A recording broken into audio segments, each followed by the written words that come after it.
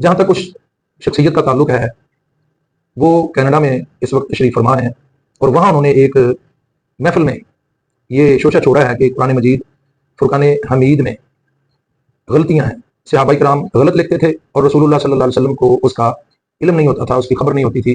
تو وہ غلطیاں اسی طرح قرآن مجید میں موجود ہیں۔ استغفر اللہ ربی من کل ذنب واتوب الیہ۔ اور پھر یہ بھی کہا کہ ظاہری طور پر،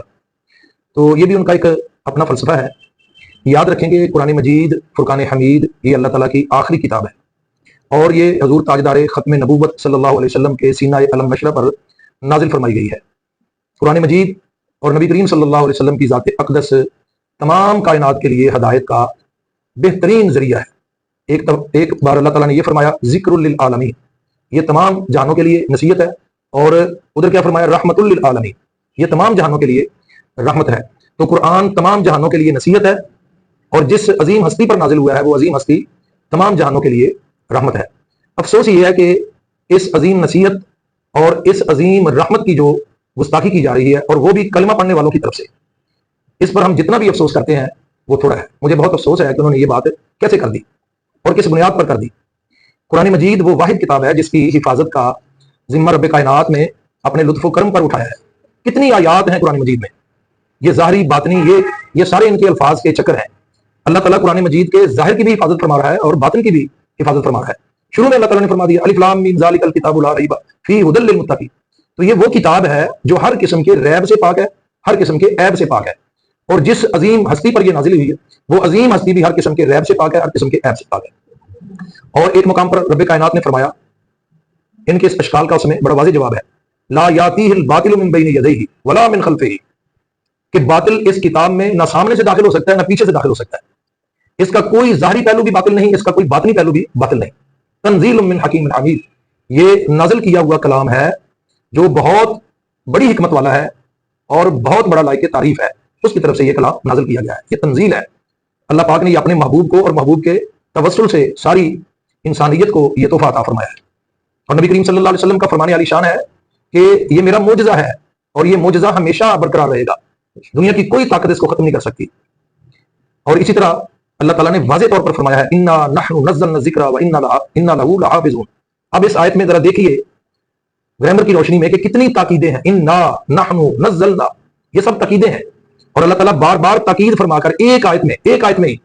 سارا مسئلہ سمجھا رہا ہے کہ خبردار اس کے بارے میں کسی قسم کے شک اور شبہ کا تم نے شکار نہیں ہونا۔ تو قرآن مجید ہے، اس کے بارے میں بات کرتے وقت آدمی کو لاکھوں مرتبہ سوچنا چاہیے۔ اور پھر نبی کریم صلی اللہ علیہ وسلم کے صحابہ کرام پر عدم اعتماد کا اظہار کیا گیا، ان کی قابلیت پر شک کیا گیا، کتنے افسوس کی بات ہے۔ حالانکہ صحیح سند کے ساتھ حدیث موجود ہے مجمع الزوائد میں، دیگر کتابوں میں۔ کاتب وحی حضرت زید بن ثابت انصاری رضی اللہ تعالیٰ عنہ فرماتے ہیں کہ نبی کریم صلی اللہ علیہ وسلم قرآن مجید کی کتابت کروایا کرتے تھے، اور ہم کیا کرتے تھے، جہاں بھی کسی قسم کا بھی کوئی مسئلہ بنتا تو رسول اللہ صلی اللہ علیہ وسلم اس کو ملاحظہ فرماتے اور درست کر دیتے۔ قرآن مجید کا ظاہر اور باطن ہر پہلو توقیفی ہے، موقوف ہے رسول اللہ صلی اللہ علیہ وسلم کی محبت پر، آپ کے علم و فضل پر، اور اللہ کے ساتھ جو آپ کا سب سے زیادہ رابطہ ہے، سب سے زیادہ اس رابطے پر،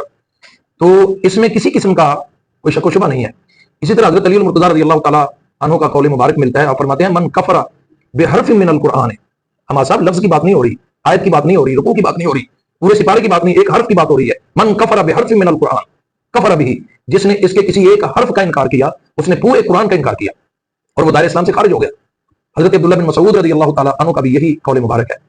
اور امیر المومنین فی الحدیث امام بخاری کے استاد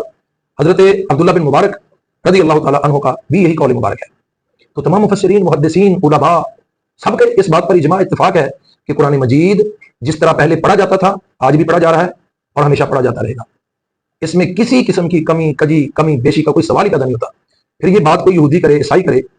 تو وہ تو دشمن ہے، وہ تو کریں گے، وہ کر رہے ہیں۔ مستشرقین کا یہ بڑا مرغوب اور محبوب موضوع ہے، وہ اکثر اس بات پر بات کرتے رہتے ہیں، اور انہوں نے کتابیں بھی لکھی ہیں، ہمارے علماء نے ان کا رد بھی کیا ہے۔ افسوس ہے کہ ایک مفتی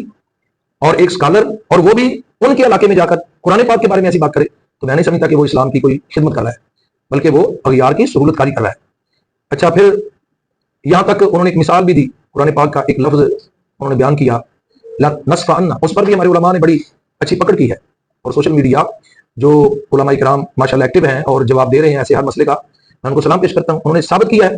کہ یہ شخص خود عربی قانون اور ضوابط سے ناآشنا ہے، اس کو پتہ ہی نہیں ہے، اور اس کی مثالیں